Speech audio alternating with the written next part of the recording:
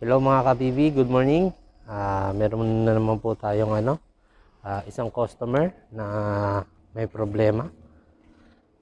Ang concern ng customer ay yung sasakyan daw niya ay nag-overheat and then namamalya pagka nakatigil. Pero pagka umaandar naman, hindi naman siya namamalya. Pero pagka nakatigil, nagsisurging siya ng idle. Tapos, may usok daw. May usok na lumalabas. Tapos, lagi daw nagbabawas ng tubig.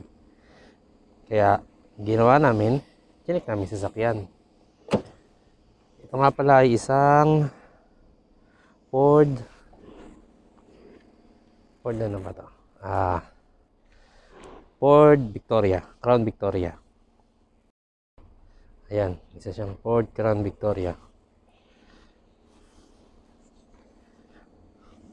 Ang model ay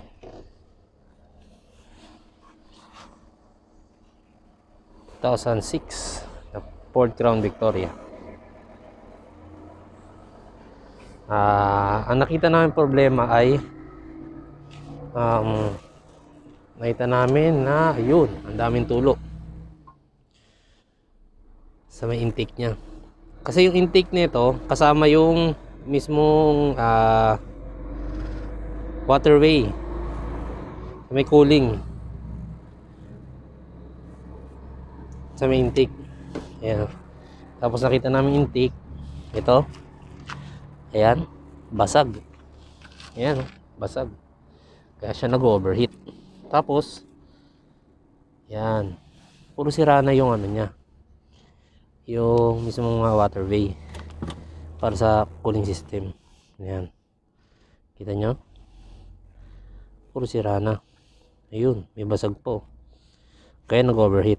Tapos yung sinasabi niyang namamalya dahil dun sa gasket, saka basag na rin, di ba? Nakita nyo basag, nakakapasok na yung hangin sa loob. Ayan, yung mismong wads niya, o yung wads o gasket, wads sa Arabic, sira na rin. Lahat ng goma, kaya nakakapasok na yung hangin. Kaya nagkakaroon siya ng fuel lean na tinatawag. Kaya ang gagawin natin dito, palitan natin yung gasket, palitan din yung intake, and then i-testing, ibalik lahat sa dati, tapos i-testing ang sasakyan kung magiging okay na. Pero yun lang talagang problema ng sasakyan niya, kasi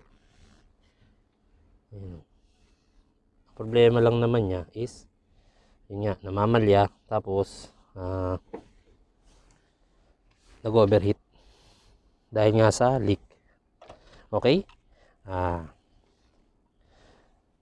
sige, check na lang, gawin na muna natin para matuwa yung ating customer. Sige.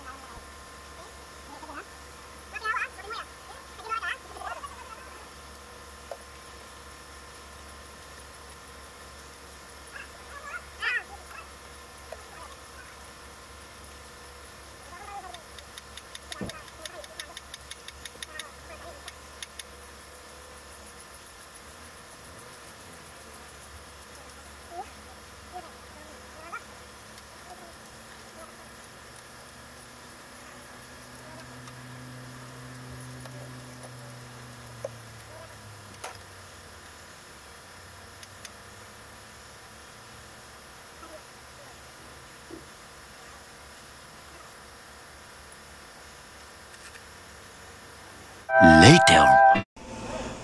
Okay guys, tapos na natin ikabit yung intake.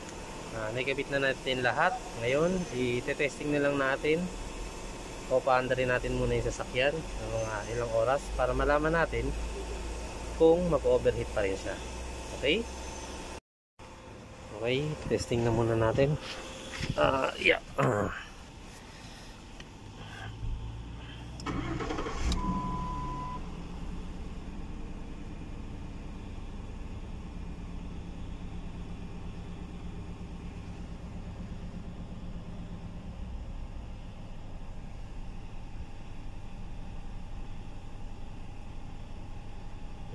Okay. Kaya na lang muna natin siyang umandar ng mga ating oras o isang oras para malaman natin kung mag-overheat. Okay. 1 hour later. Yun, okay guys. Tapos na yung 30 minutes. May isang oras na nga ata. Ayun, okay na yung sasakyan. Wala nang tulo. At kalahati na rin yung okay lang, normal lang yung temperature kasi may thermostat dyan eh. Okay,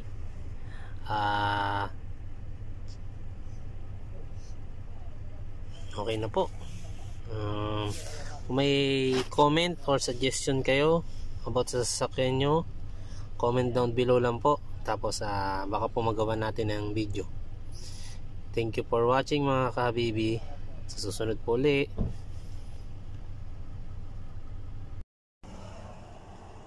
Kung may comment kayo or any suggestion about sa inyong mga sasakyan, comment down below lang po. Thank you for watching mga kahabibi. See you sa susunod ulit. Salamat. Bye bye.